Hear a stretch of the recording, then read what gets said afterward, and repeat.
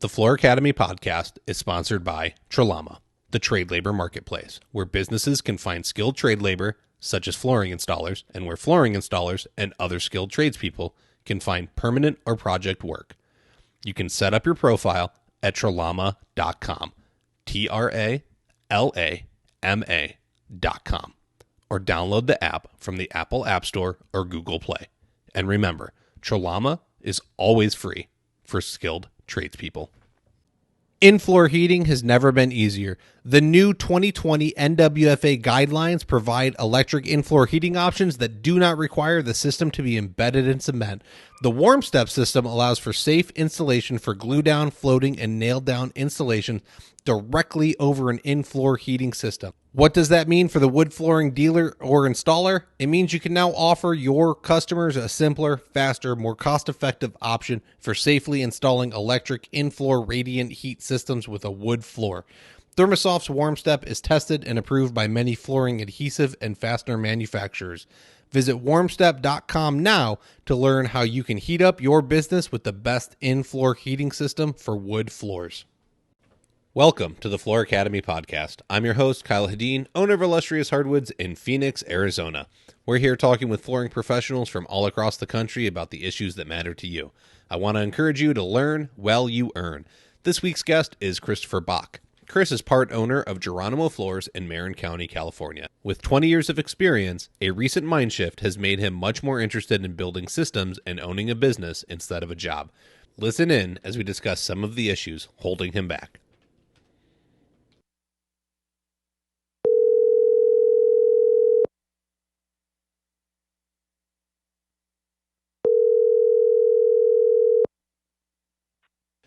Christopher Bock, are you on the line?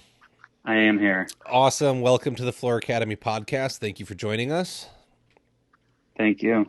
Yeah, my pleasure. You know, I struggle to find guests, whether people want to believe that or not. Like, I understand there's a bunch of people out there that are potential interviewees or guests, and I like it when people reach out and they're just like, hey man, I love what you're doing. I'm like, I like what you have to say, let's make that a show. And they're just like, me, really?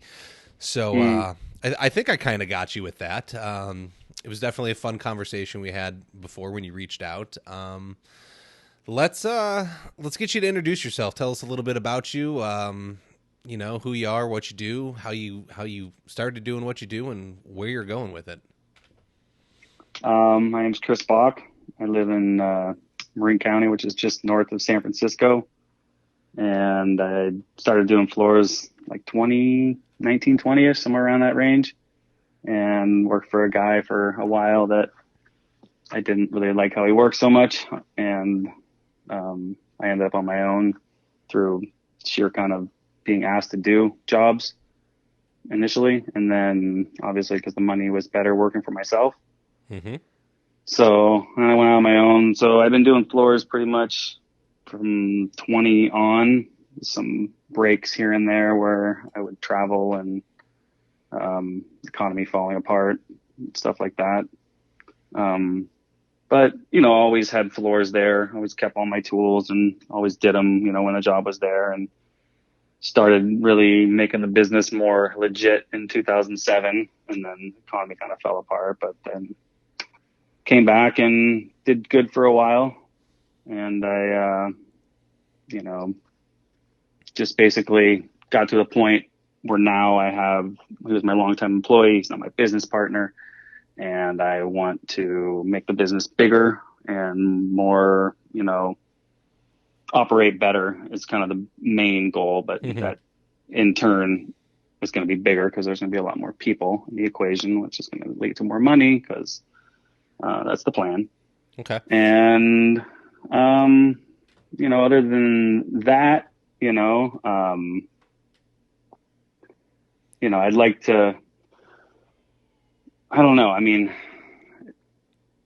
I'm not really crazy accomplished in any particular skill set or trade of flooring, you know, like I'm very good at, making the business operate well and, you know, in terms of the clients and keeping the jobs, getting a lot of jobs. I'm good with the clients and everything, but I've never taken the time to say, hey, I need a bookkeeper. And well, I have now, but before, speaking of coming up to about, sometime in the beginning of this year, Okay. I've really just kind of shifted my thought process and hired, a good bookkeeper and got someone to do my taxes really legitly every year. That was, a very expensive, but very good, a tax guy, because they got more confusing. I bought a house by, 3 years ago, and just, it was no longer a pile of receipts and hand them in and do this and be done. It was a lot of more stuff. Well, so let's go. Okay, so what's the name of the business? So if people want to Geronimo Floors. Geronimo Floors. Okay. Yes. And so, all right, you were running with. I'm not cutting them off, everybody. Okay, we're gonna work our way through this slowly because there's a big change here, and we kind of skipped over some of it. All right. You're running the business, and you're in and out of flooring. You keep your tools. You're just kind of collecting a check as you need it, right? Like that was kind of the setup. Well, no, I mean, I would get really, really busy and work crazy for months on end. And then, you'd have some weeks off. And I had, my business partner now was my longtime employee off and on. Okay. And, and I had a lot of people that would come work for me periodically. Like I have good relationships with all the people that work around me. That's one thing I like about, the way you represent your podcast actually, is that, just reaching out to other people. Like I did that really heavily in February before I even started listening to your podcast because of a job that just didn't go well. And I just reached out to everybody I could and, got it really dialed in how we were sanding and finishing with water-based finish, which is not the easiest thing in the world to apply. Water-based finishes. Okay. It's different than oil. And so it's just. Well, okay, so you had the mindset shift you said was really like this year. So I describe where you were and why you're going the direction you're going now, because I think that's the big thing is like that's really what I want to get into with you, because I think it's very interesting. Well, I mean, I feel kind of weird like just throwing numbers out there, being like, I want to go to 25 employees, $5, $6, $7 million, but obviously that's the goal. Like those are the goals. But okay. For me, the bigger picture within that goal is where do all these people come from? And, that kind of really intrigued me with a lot of stuff you were talking about too, because where do these people come from? Like I feel like I can find them, but I can't hire them necessarily in a way that works well with papers. Like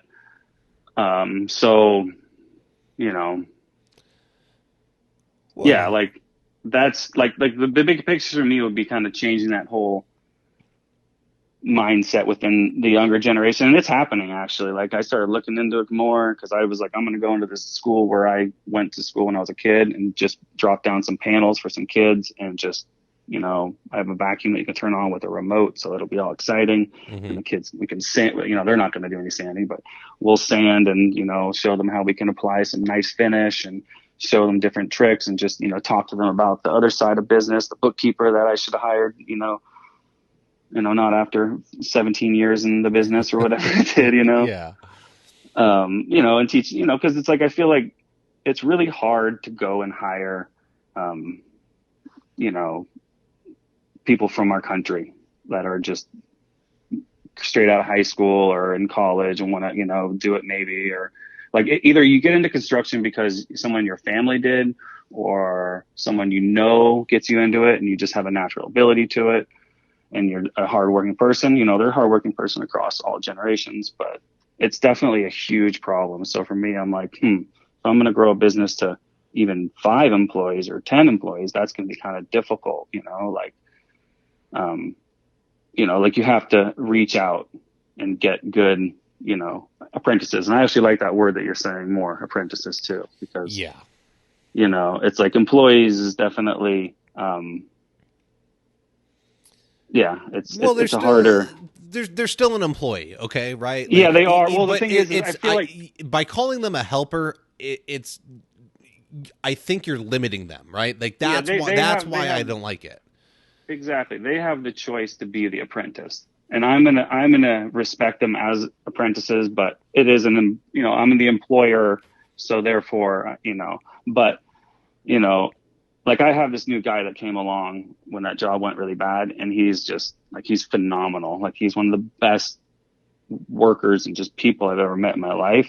And, I keep good people in my life. I tend to keep them, something I noticed, and I'm like, if someone have a lot of respect for, I keep them in my life. It's just important to me. So, no, this guy, he's such an amazing worker. And like that work ethic, like when I'm around him, I just want to work harder. Like I feel like a little kid with, we have a bunch of fancy toys because I can afford them and I need them for my job. But like, it's like, I love my business partner. Like we get along great, but, we've done a lot of jobs together, and we had a lot, like he has a lot of, like we're two different type of interactions. And like this new guy is, he's from Guatemala. He's just this great, hardworking guy. He's here on asylum. And it's just like, it is what it is. Life is that. I speak Spanish really well, and I just like, so we get along like little kids playing with big toys. And it's like, that really got me excited about making the business more functional, because I could see within it, I could see his ability within a system to just like flourish, just like, oh my God. And that's very lucrative. Like as someone that runs a business, and you go around and grab a bunch of mercenaries to do jobs here and there, like I've done my whole career. You see who, when you give them the money at the end of the day, really, really did an amazing job, and who has the right skills, even if they're, great at one thing and not great at the other. It's like, that about different people. But, like that's the biggest problem. Like, honestly, that's the hugest problem with growing a business. I want to grow a business. I want it to be making enough money that I can do just about whatever I want, and I can start doing other things. Well, so we were talking before, and like you have this new guy, and he's like super amazing. You can kind of start building systems around him, but when we initially talked, I know you were saying like, I'm not money motivated. Like it never mattered to you that like, okay, I don't need the millions of dollars. I don't need a big salary. Like what mattered to you, and what I found interesting, was you brought in your longtime employee as a business partner, and then you were like, oh shoot, like, okay, I kind of got to keep things going now because I have this other person depending on me. And it made me look at it much different. Like I was more responsible to it. And like now I'm just trying to give him as much responsibility as I can give him. He can handle, he's got 3 kids, and now he's a teacher too on, Wednesdays most times if he has to be, if it works out, where, it's just crazy the way the world is at the moment. Yeah. It's like I'm a very understanding person in terms of like, if you can't be there at 10 o'clock because you have to take your kids so and so place, I'm not gonna, you know what I mean? Like I'm not, as long as I know, and even if I don't know and it comes up last minute, it's like, whatever. I run the show, so I'm not going to have a client yelling at us for any reason. Like I've grabbed my tools and walked off the job site because they were treating, us unfairly, in my opinion. I was like, I don't want to do this. Let's go. Yeah. Cause that's it's just like a much more interesting mindset, to be relaxed and in control and whatnot that way. Yeah. And it's like, obviously when you're doing a business, you're chasing jobs and money and you're chasing ability for the business to function constantly. And you have to kind of pick and choose your jobs. And the better you get at it, the more you can pick and choose. And that's kind of where I want to get to. And I want it to be a real system that my business partner and I can walk away from. We can hire someone to do our jobs, because it's there is a way of doing it. It's not easy, but it's, you can see that you can create a really, really good career for someone, a really, really good culture, and you could bring them on. And like my dad has an amazing wood shop that I grew up next to my whole life. So I just have these visions of like, doing stuff like Lenny Hall's doing, and, making parquet and kind of having it go all over the country and just, just doing other stuff. Like I actually made a built-in bookcase in there the other day. And I've kind of always, not really let myself do whatever I want in my dad's shop because it's his space, and he uses it. And he's my dad, and I'm definitely slightly freaked out of him a little bit, but which is weird to say because he's a very gentle, nice person, but we have a bit of a history that goes back to always, like all the way being a baby. Like we didn't get along. Apparently everyone's like, oh yeah, you guys did not get along when you were young. And I almost watched him die when I was 8 years old, which was freaky. Yeah.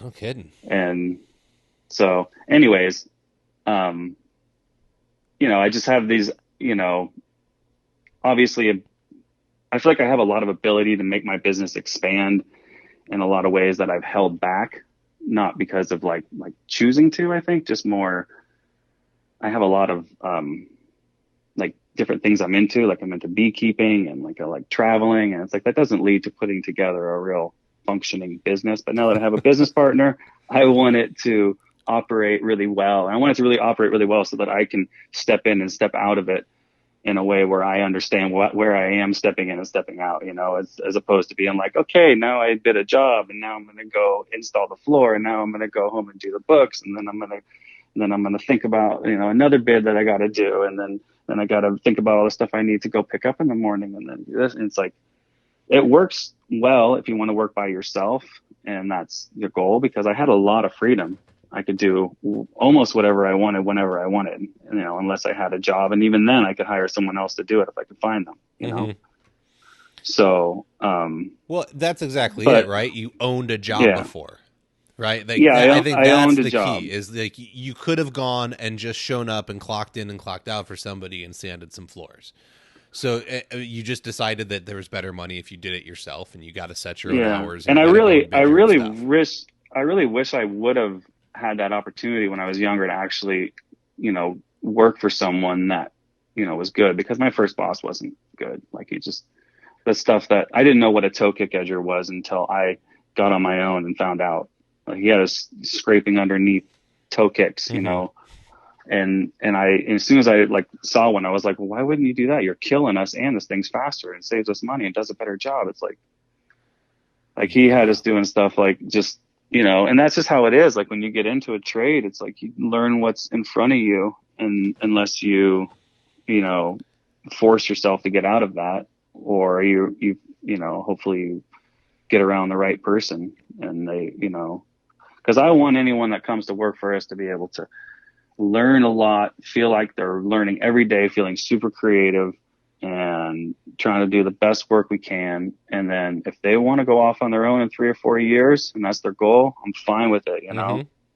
That shows me that they want to get really good, Yeah.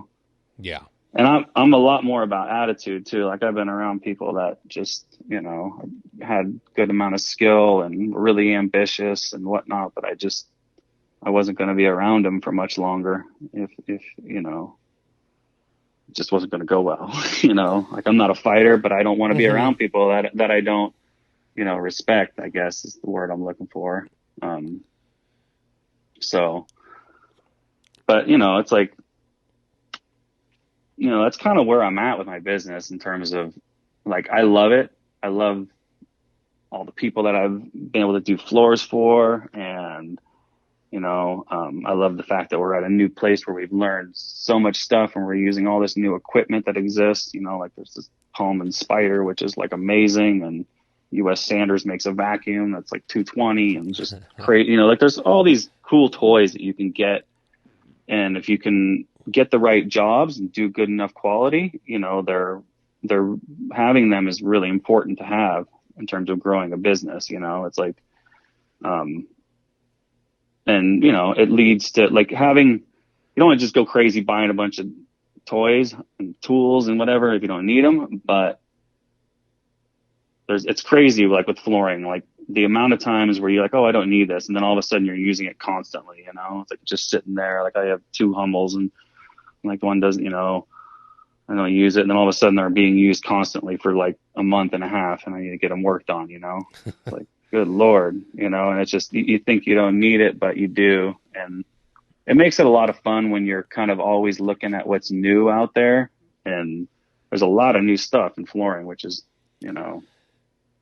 Correct. It's changing yeah. faster than ever, I think. But let's Yeah. kind of talk over that, because one of the things that Okay. helped change your business was the fact that you found some new ways of doing things. So you said you had a job go like horribly wrong in February.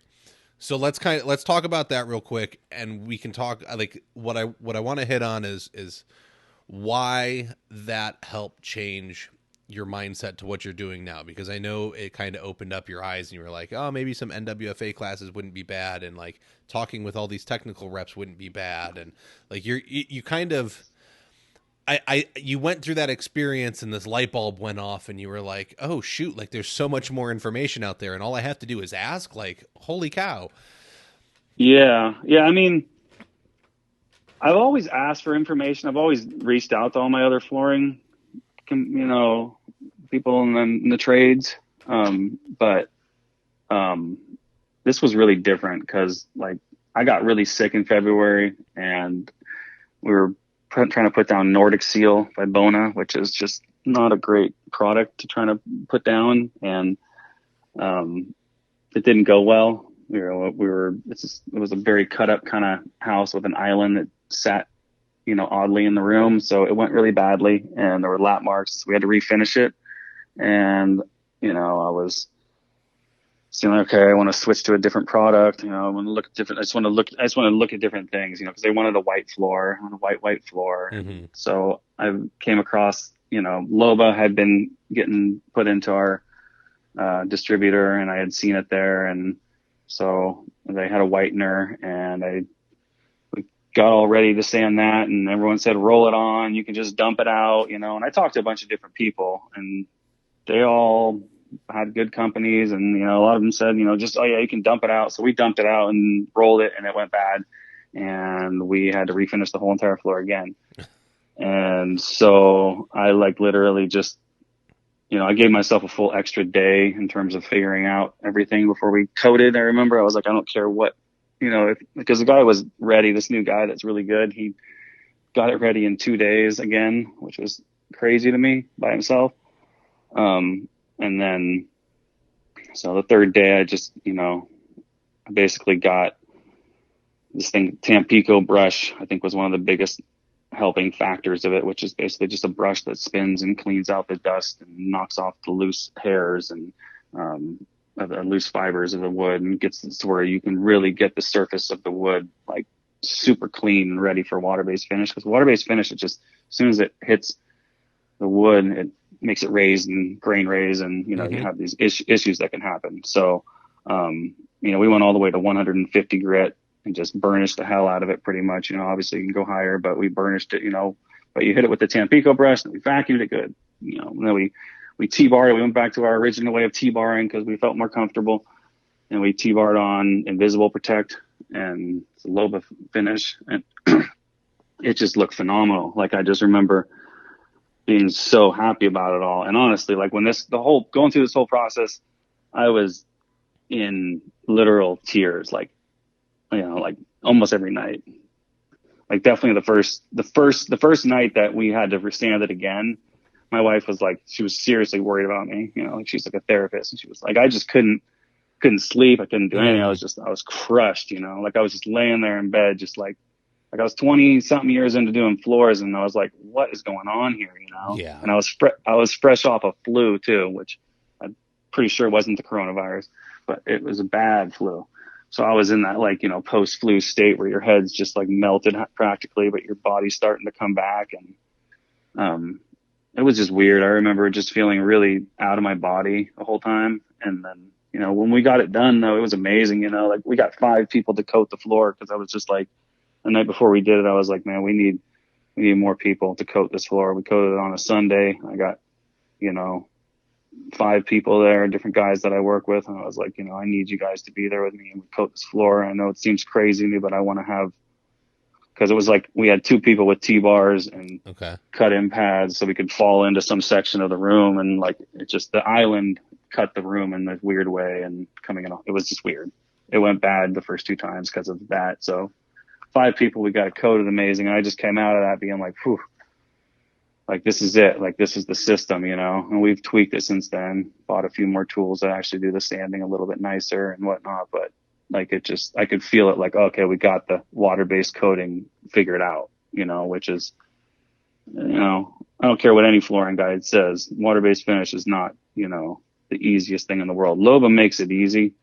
And if you know what you're doing, it is pretty easy. But it's just a different, you know, there's a different, like, you can ruin a floor with a bad coat job, you know.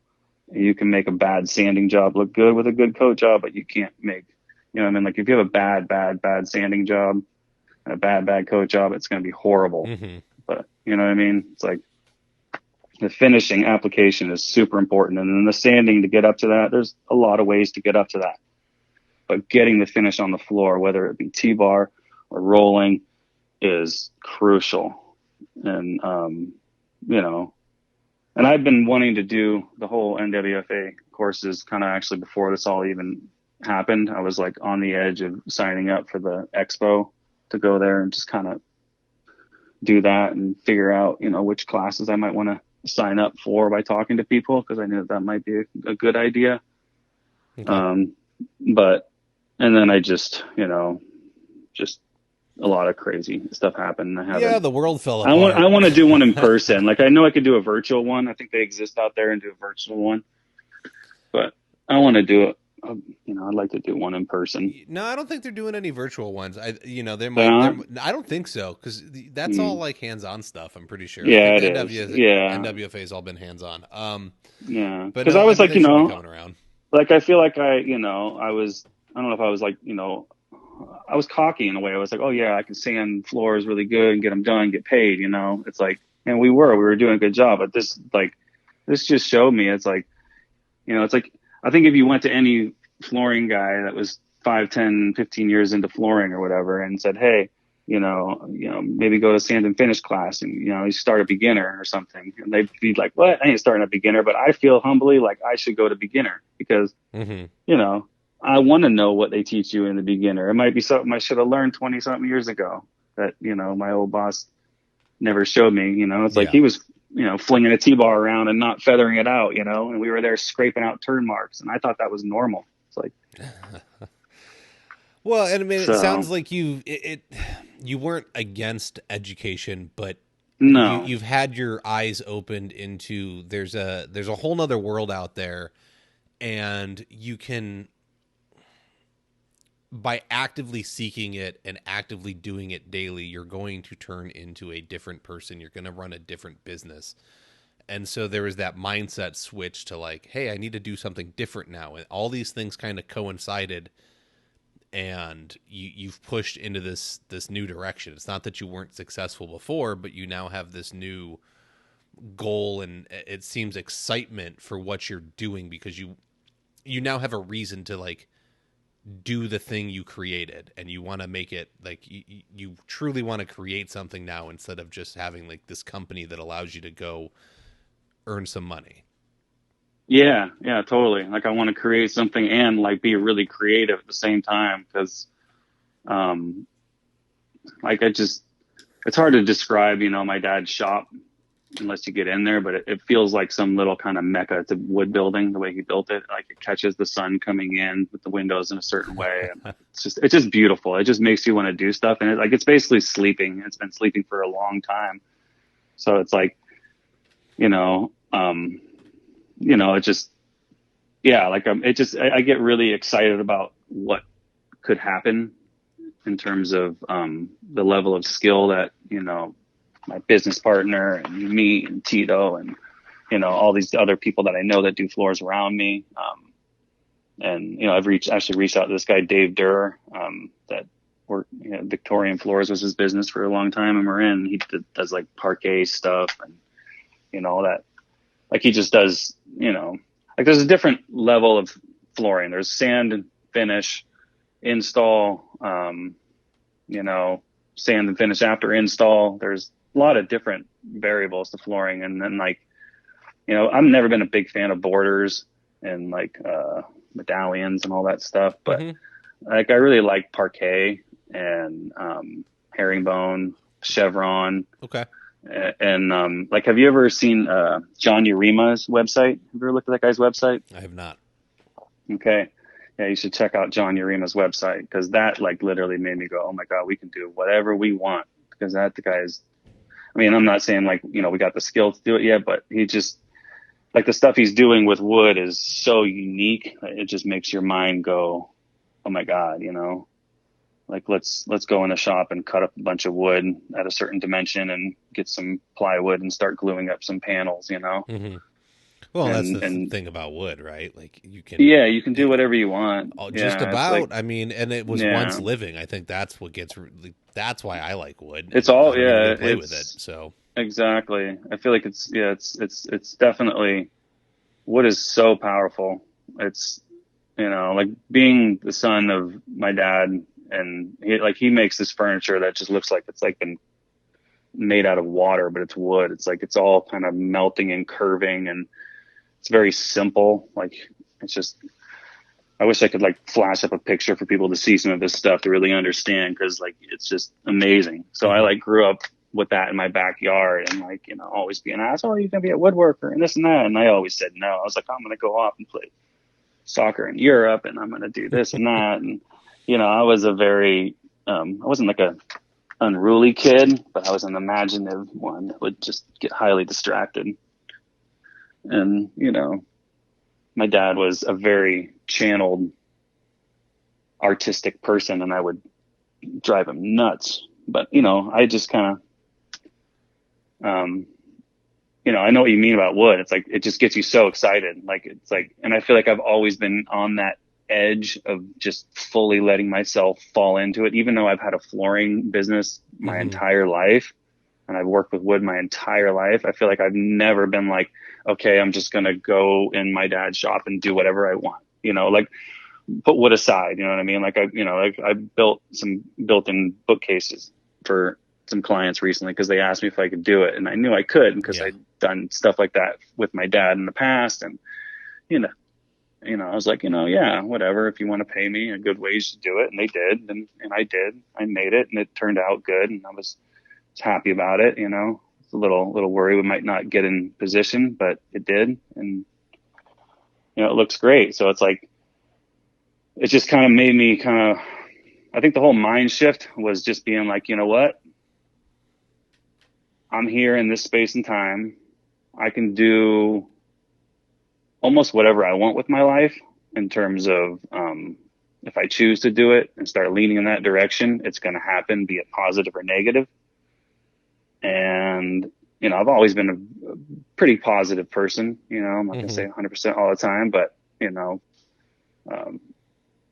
I just, like making that commitment to my buddy Pete, and making him a business partner where it's like legally on paper to where he can do everything if I'm not here, like really made, the stakes a little bit higher, I think, between the two of us, obviously, but a lot on my end for sure. It made me have to take a deep look at like, what am I actually bringing to the table in terms of when I walk away from this. Like, obviously I'm a highly, valuable part of the business as a person within it, but are my skills transferable? Yeah, they are, but there are other people's skills to do and learn how they do them on their own. You know what I mean? Like, they're, in terms of interacting with clients and, just making certain decisions, as far as, doing the floor thing, that's, there's really kind of one way of getting, there's one result that you're trying to get to. There's different ways of getting there. Yeah. Which I guess is the same with dealing with clients too. So it's, Correct. Well, and I think, you had mentioned to me before, like, you were thinking of closing up shop and starting a sandwich shop. Oh yeah. Like, I still want to start a sandwich shop. See, that's how distracted I am. I was on, like, Kyle, I was literally on the verge of, if I had the money, I would have bought this building that came up for sale. That was an old Chinese restaurant that I used to love to eat at. And I could just see it. You walked in, there was like this round room. You drop a bunch of parquet in there. There was this big long room. You put a bunch of herringbone and chevron in there.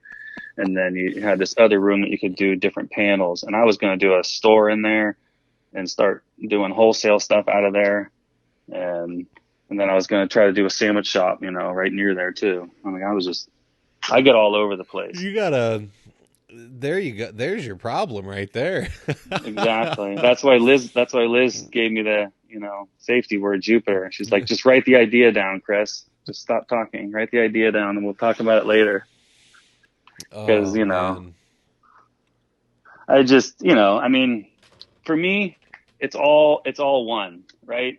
Like, if you're gonna have a business, you got your people with you, right? And they're all part of the team, right? Okay. And you can make a business that can be, it can make like a holding company, right? That can have a whole bunch of businesses. It's kind of one culture, you know what I mean? In terms of,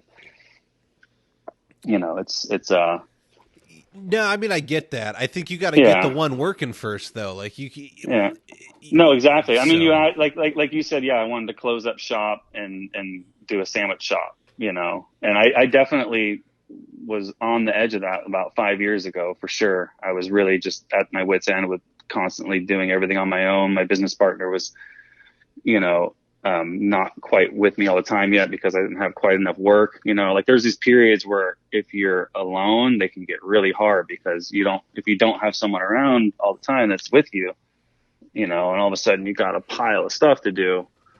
It's on you. You know how it is. That's how you started your business. Correct. All on your own. So it's like, it can get kind of, whoa, all of a sudden.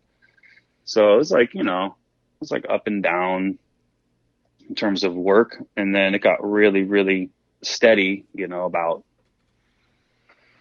I would say 5 years ago, started to get really, really steady to where Pete was on and working with me constantly, but he was on W-2 and all that still. And then we made I made an LLC and said, hey, you're 15% partner and this is what it's going to cost, and, pay me when you can. Cause, it's just, for me, the people are so important. Like, it's just so important. And like, having people around that I'm working with, that I like working with, I realize how much better I work. And I think I strive for that a lot as a person, because obviously I've mentioned my dad like 5 million times, but I've never felt super comfortable working with him because he's really good. He's really talented, but he's really grumpy and thinks that you should know how to do it already. And like, so it's like, I feel like kids, when they're kids, they pick up on when they're being devalued. You know what I mean? Like that like sense of like, I'm not getting there. They pick out on it really early. Like I think before you even, like, like I'm talking before one even, you know what I mean? Like they'll pick up on that, and it's like, and it's like, does like how does that fall? Like that, it creates a whole big, chasm. And like, I really see that within myself right now. Like, I love woodworking and I totally love doing it, but I know that I have not completely jumped off, the diving board yet into the pool and been like, okay, let's do this all the time. You know what I mean? Like, and not necessarily like I'm going to do it all the time, but like fully be like, I can do this. You know what I mean? And I'm a very confident person. So once I have something in my grasp, I'm really, really confident with it. And I feel like particular woodworking has always just been like right within my grasp, and I've never chosen to actually do it. Yet I've run a flooring business for 20 something years, Oh, I mean, so it's honestly, a weird like, position. We got to go get you like some professional counselor help on that one, because that just, honestly, it sounds like it's more of you and your dad, and it's not that exactly. you can't do it; it's that you just feel you can't when you probably could, but you don't want to. You don't want to experience that, because if you fail, then everything is true. But if you succeed, like, how do you live up to that? Becoming a therapy session. But, no, it's good. I think because there's probably a lot of people. You caught me at a moment in my life where I'm literally like, I don't know, I'm literally fully in the midst of a mind shift in terms of like my perspective on my relationship with my dad is changing a lot. And I thought that I'd actually already been through it all and been like, we get along great now. Because we do. We actually get along really well in terms of in the last 7 to, 10 years, we've actually really gotten along really well. But, I'm literally, and like, it's wrapping in my whole life in terms of my business. Like everything's been running a lot better. Me and my business partner, we've all been like operating much better. And obviously, there's bumps in the roads, but, since that time and since like, basically just kind of letting the learning come in terms of like, okay, I'm going to just keep going down different rabbit holes that I find interesting.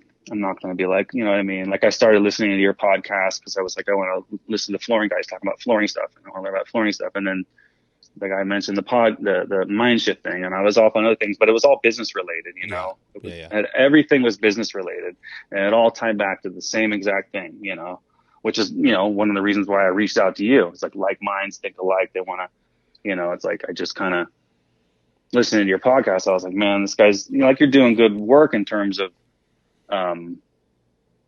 like I'm feeling more motivated to go into schools right now and, do that, like make an after school thing. And it's like, and it's totally like a realistic thing. It's not like I'm just throwing it out there. Like I have a friend that runs the community center and, he's the nonprofit guy for the school. And I called him up and, Dave's like, yeah, that's a great idea. Let's do it. And obviously we're in this, pause of the world right now, but,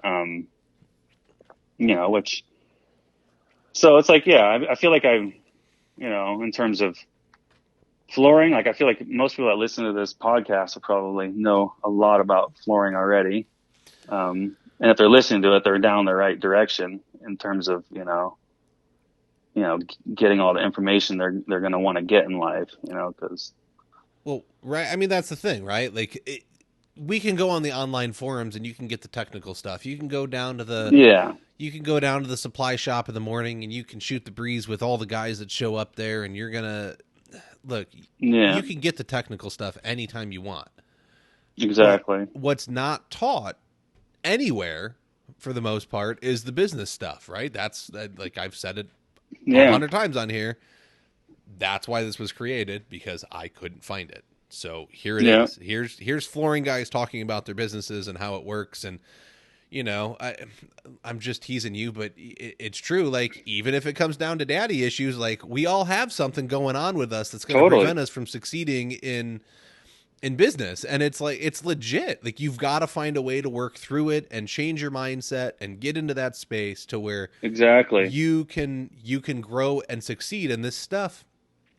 You're not going to find it from anybody without asking. Like these are the conversations that should be happening more, instead of what's your sanding sequence? Like how many times have we covered this? And unless you're really new, okay, we can go over it, but let's talk about why you should go hire an accountant and a bookkeeper right off the bat, man. Even if it's costing you money, like the amount that I have spent since I hired one, I'd gladly pay triple. And I tell my bookkeeper all the time, I'm like, that's all you're charging me? Like, you should really charge me more. Yeah, you're getting a steal for sure. Oh man, I know I am. And I tell her all the time, you got to charge me more, because it's funny. She's actually really bad at running her business, despite the fact she's a bookkeeper. She like bills all like late all the time. I have to I tell her to cut herself a check to her from my business to her, to pay her, and then I get a credit, and then I'll get a bill like 3 months later. Well, she's got her priorities right, Correct. She's taking care of everybody else and not herself, though. But then she knows she doesn't write down how many hours she's working on people's stuff. Like I love her to death. And Janice has she was a guest on the show. I love her to death. She's an amazing person. We all have struggles. Okay. And so that's one of hers, and that's okay. Like there's guys that can't say no to being asked for a discount. Like whatever it is, but that's right. That's what we need to do, is we need to come together. We need to learn. We need to talk about these things so that. Yeah. I mean, I really don't treat all clients the same in terms of, contracts and whatnot, like some clients are like, here's all the money, here's half the money. I'll give you like a lot of times, I don't know. It's basically, it's all relationships, and you can feel in your gut when you're on the right track, be it that you're listening to somebody talking on, in your ear, on your earbuds, or in a conversation that you're having. But, you feel those moments in your life where, you get tingles everywhere and all that, and like everything lines up for you, and you can sense that. And that's just, it's like, that's when the raw sauce of all your life gets all excited, and you want to go. And then I feel like I've kind of had that in spades my whole life. Like I feel like I really can almost get myself, like I can listen to certain music. Everyone can do it for music and obviously get that feeling, right? Mm-hmm. But like I've been having like deep moments of gratitude, I think, a lot lately.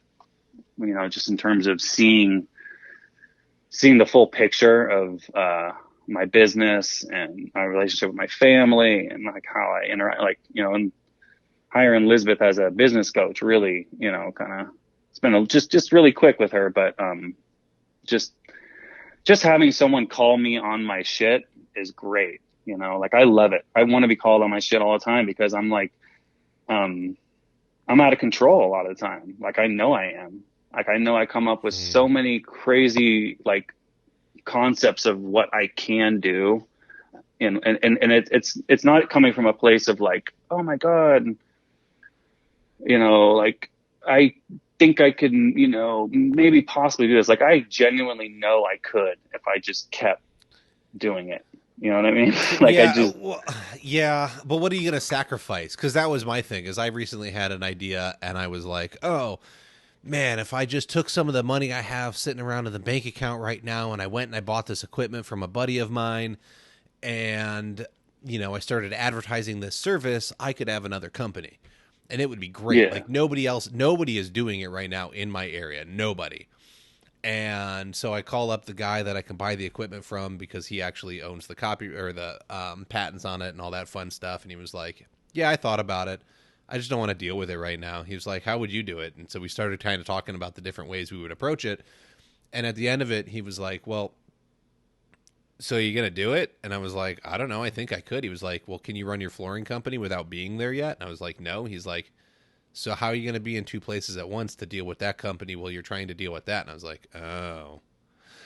yeah. All right, good point. No. Thanks for dashing my dreams. But I needed it, because otherwise I would have ran off with this idea.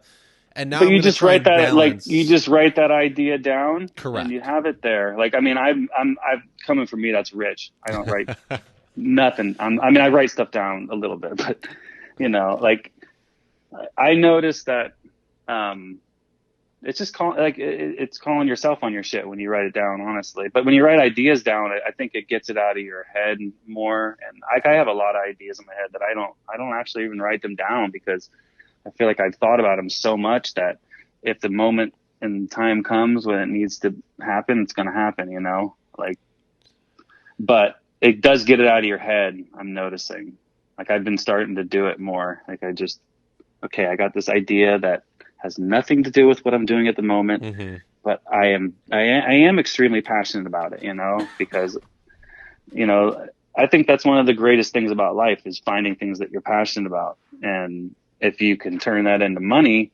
that's awesome. It's just easier. Yeah. I mean, it's like, and flooring is a great one, obviously we're talking about flooring right now, but, it really is and that's one of the reasons why I think it'll be so great to get it into the schools with the kids, because it really is a exciting window into the trades, because everything happens really fast. You can smell it, you can hear it, you can see it happen in terms of finish drying and color going on.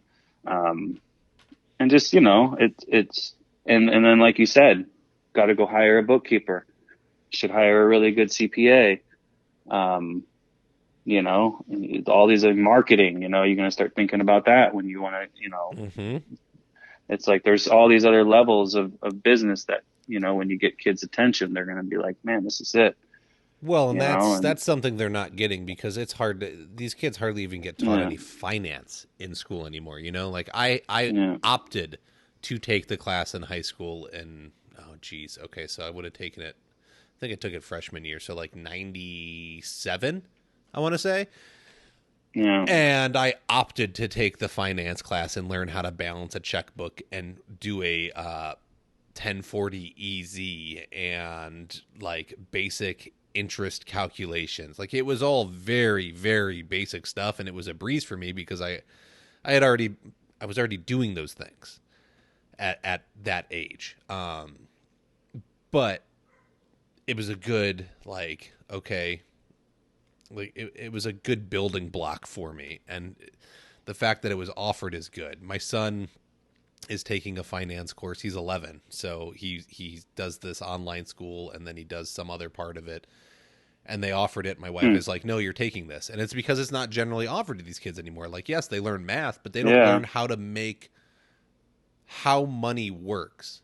They just learn spend, right? Because that's the American economy, and the mindset and advertising. And it's just like, okay, money in, money out. Okay, so I have to be net zero at the end of the month. Like, right, I'm going to bring in $3,000. I'm going to spend $3,000. I got to pay for my house, my food, my car, my this. Yeah, that, real basic stuff. Correct. And so now we need to teach these kids, okay, no, you can have money come in and you can set money aside off the top. Pay yourself first. Let's go back. We'll go listen to The Richest Man in Babylon. Pay yourself first and get your money to work for you. And now you can have that money make you money while all the other bills still get paid.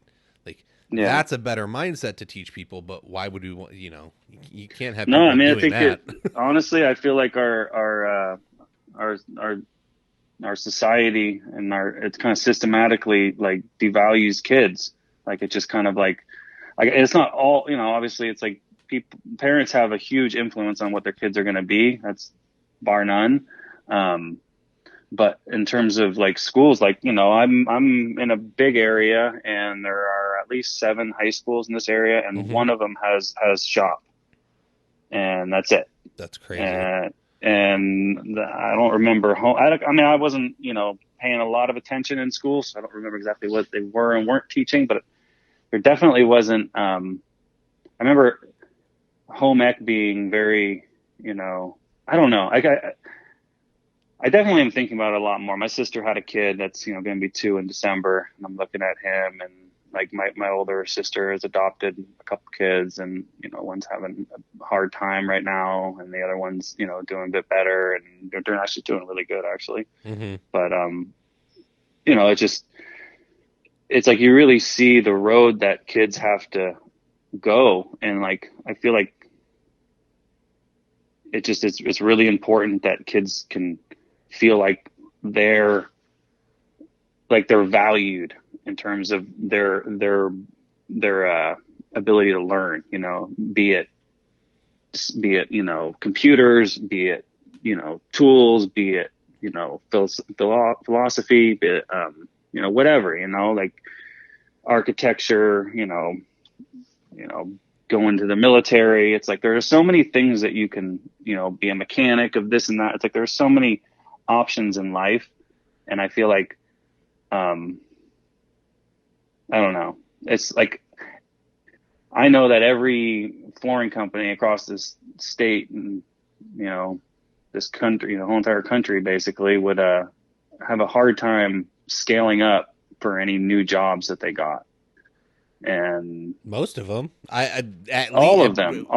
No, there are companies in place that have systems that they can bring people in and get them trained. Okay, so it's not every company, but it's most companies that could not scale. Correct. So not most companies could not scale up. Yeah, that I will agree with. But I know where you're going. So like for me, like I'm maybe 450,000 revenue a year, and I know that if I got another $400,000 worth of work, which I could get if I went at it in a real marketed and real systematic way, I could really get to that. But I know in the back of my head, I'm saying, who am I going to hire? Who am I going to have work with me? And I've been reaching out, and I've been hearing about some people that have some potential. Like, I know that it does exist. I'm not saying bar none, you're not going to find anyone, but, it's just a real problem. And I'd like to see it fixed on a local level for my own, reasons. But it's definitely, there's a lot being done too. That guy Mike Rowe from Dirty Jobs has a cool scholarship for people to do Yep. advanced technical training, like Mike Rowe Works or something. So it's like, Yeah. like falling into this information, Well, box I jumped into. There's just so much cool stuff out there, which yeah. is, Well, there's a lot of things going on, like yeah. look, I'm out here talking about it all the time. Paul Pleshuk and Sonny Callahan have NAFCT, National Academy of Floor Covering Training. So they're working on some stuff. The WFCA is working on stuff. And WFA is working on. There's all kinds of people working on things. Like you said, you're trying to get things into high school because here I am talking about it, and I know there's other people doing it. I mean, I want to go to like the elementary school, like 9, and then have it go into high school too. Like hopefully have like, but that's, and I was talking to this guy that runs a nonprofit, and basically, like, if you're really going to do something like that, it's basically a whole other business. It's going to branch off of your own business. Like you're saying, oh, I can get this tool over here and start, doing that. But do I have the time? Like when I started thinking about this, I was like, man, if I do this, I could really start getting funding and this and that. But, and I would like to make it a part of, our company's thing, to where that's what we do. Like we go into schools and do that. And if we're going to take that on as a company, then we would have to, get our own nonprofit status and all that. And I was talking to this guy that, I'd heard about through one of those Mind Shift podcasts. This guy, Richard Jack, with a Gentleman by Choice. That's his thing, which is super cool. Like he's, basically, going to kids and trying to teach them to be gentlemen by choice. You can kind of hear what he's doing in the title. Yeah. And, stuff that he wished he would have learned when he was younger, and he's the right guy to teach it, And it's just cool. Like, you look around, you see all these people that, like, they're, recognizing that they have the ability to change, what we're looking at, because as people running a construction company, you don't want your average workers, to be in their 40s and 50s. And that's like, everyone's saying it's a problem, and it is a problem. And, I think the biggest thing is getting kids to feel like they are valued in whatever they want to do. And also not only that they value it, but they're valued, that in turn they should value lots of other stuff. Cause I live in an area that it's really a wealthy area, and there are a lot of spoiled, entitled kids here. And it's just a fact of life. Right. And I grew up with them, and I saw them, and I'm around them, and I'm technically one of them, I'm definitely, very fortunate in terms of who I, am as a person. But it's all a matter of, is this how, and I feel like this has been a problem for generations. It must have been. I feel like every generation has complained about the younger generation not working very hard. Because I remember the older generation complaining about us a little bit. They were just really much grumpier. Now it's a little different. They're never you, because things change. Yeah. And they don't have to have the same experiences, right? Yeah. We had to learn how to use computers, even though we you're older than me, but I grew up, like, I got to go use an Apple IIe. Like, it was just there in kindergarten. It was this thing that I did. The internet came around, as I was maturing. It wasn't always there. And so I remember a little bit of the analog world, but I transitioned into this all digital world. Whereas, my daughter with Down syndrome, you can give her a Kindle Fire at 4 years old, when she has the mentality of a 2-year-old in some areas and a 6-month-old in other areas. And she's hunting and pecking and hitting things and swiping left and right. And it's just intuitive, and it makes sense to her. Like Yeah. the experiences is how you grow up, and how the world shapes you is so different. So yes, we complain about it, but what nobody ever wants to admit is we created that. Yeah. No, There's the problem. yeah, no, we create what we are in a lot of ways. You know, it's like, yeah, I mean, I don't have kids, so I don't really know that super acutely, but, it's like, I just see it with my sister's kids. Mm-hmm. Just, you know, one's really young and it's like the potential is just all there. And he's, you know, he's a super bright kid and he's friendly and, you know, it's like he's the first grandson on my brother-in-law's side. Actually, he's not the first grandson. He's the first grandson with the last name of the dad. So it's a really important thing in that culture. And everyone was super excited, and you could see it with the you know, his nephew. And it was like the jealousy just begins, and then the divisions begin. But it's just like everyone gets so excited about what's new, and I feel like that almost gets like sapped away at a certain point where it's like, I don't know, like I've really wanted to allow people to always be themselves around me, and people have told that to me a lot, like, oh, I can really be myself around you. And it's like, I think it's just so important, like, that in particular kids learn I can be myself and other people can be themselves, and and that's awesome. You know what I mean? Like, and when my friend that I, you know, was growing up with grows up to be a construction worker, and I'm a big time banker, and, you know, it's like, it's not, you know, like, it's just, we're still two peas from the same pod type thing, you know? And it shouldn't matter. And and you're not like, and it's like, obviously you should get paid more for your different skills. But I feel like even when you become very, very, very skilled at something, you almost have to fight for what you deserve as a construction worker, because it's like, oh, it's just like guy to do this and that, you know? I don't know that we have to fight for it. I think there's some people that have to fight for it because they don't. Yeah. Once again, it goes back to knowing how to run a business. Okay. If you have to know you have to recognize what you're worth more, and actually like put that out there. Because not like I've had clients be like, you know what, I got more bids and they were all more than you, but I chose you because, you know, we liked the price obviously, but we could tell you were going to do good work because you had heard, and I executed, and they gave me almost the full difference of what the other guys were going to, you know, they're like, oh yeah, you know, like, here's the extra money, you know? And I was like, oh, that's nice, you know? And I, you know, it's like, I wasn't undervaluing myself. I know, like, I knew where I was coming in. I knew that, you know, I wanted the work, and, I had all the tools. I owned them all outright. I was going to do every last lick of work. So there's a lot of money on the table for me. So, you know, and I wanted to get the job. I liked the client, you know, like, if I like the client, you know, I definitely will be a bit nicer on price, you know.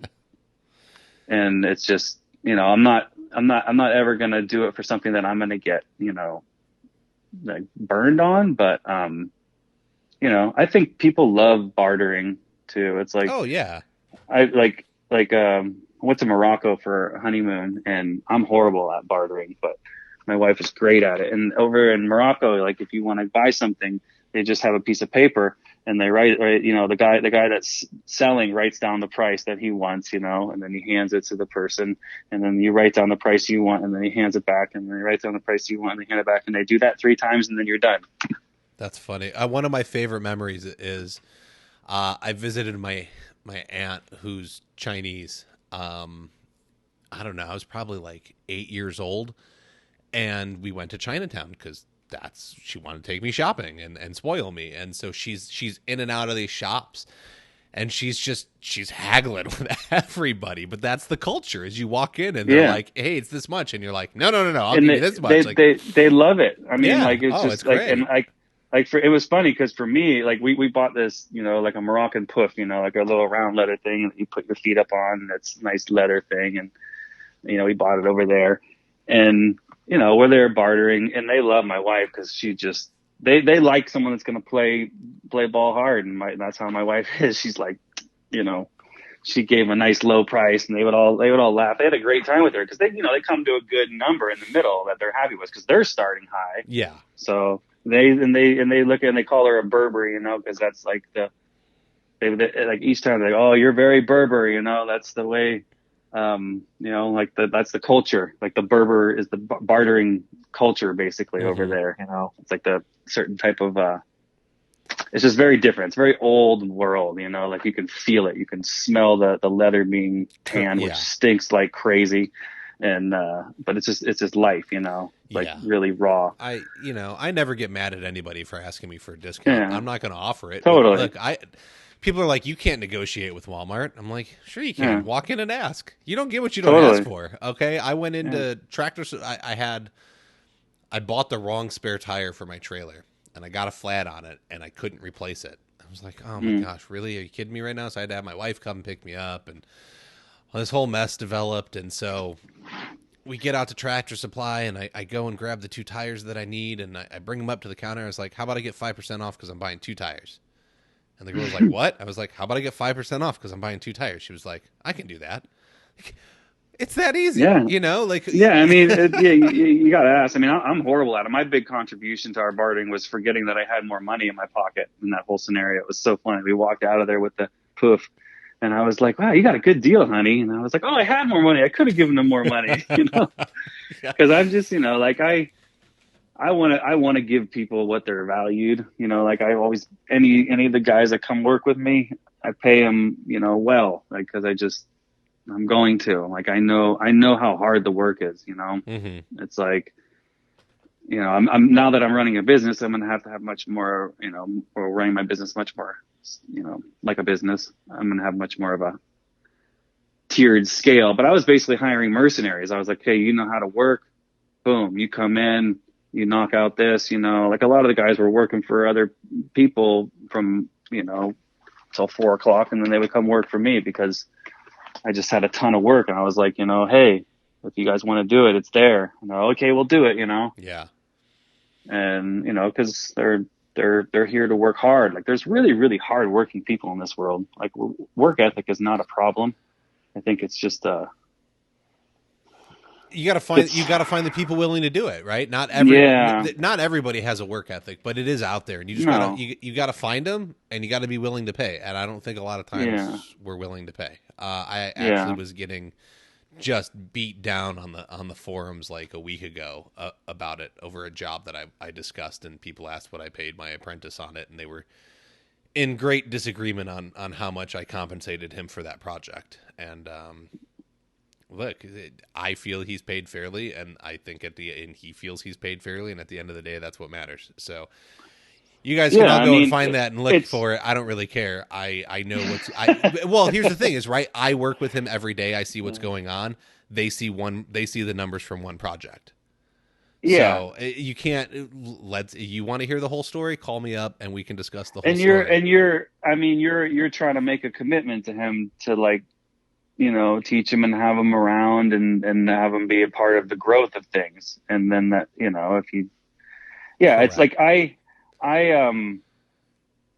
it's paying someone, like I live in an area where it's crazy expensive. So it's like, even if you live in California, so it's already expensive. It's California, it's Marin County. It's like, it's just stupid. Like it's not even real in terms of when you start to look at it. It's like if you can make $6-7 grand a month. If you got kids, you're, broke at the end of the month. No problem. Sounds like Manhattan. That place is ridiculous too. Chris, I hate to do this, man. I gotta stop us. So I'm going to call Jupiter. Sounds good. No, we're over our hour, man. I could do this all day as per usual. But, I'm definitely a talker too. I get complaints of, hey man, I don't have an hour to listen. Can you make them half an hour? And I'm like, no, I don't want to release 2 episodes. And well, I tell you what, man, I enjoy listening to them. I don't even care how long they are. If it's a good one, I'll let it go. Yeah, no, I'm with you. I'm in the same boat. Yeah. It's not like you got to listen to it all at once, too. I know, but I get. I think that's one of the problems in life is that you feel like once you start something, you got to finish it. That's not necessarily true. Correct. You can put it down and deal with it later too. Well, I know a couple of the guys, they don't remember so well, and so they forget where they're starting up again. I'm like, you're missing the point. It doesn't matter as long as you get something out of the point, the like spot you're listening to. But some people just want shorter content. I just feel half-hour interviews don't work, and so that's why we do the hour-long format. I mean, I agree. So hour long. I like it. Where can whatever you can edit it, whatever you edit down to. I don't edit them, man. I slap the Do intro. you? Yeah, I slap the intro on, the outro on. I put the phone ringing in, and we're we're golden. This one's gonna be like an hour 10 if I hurry up.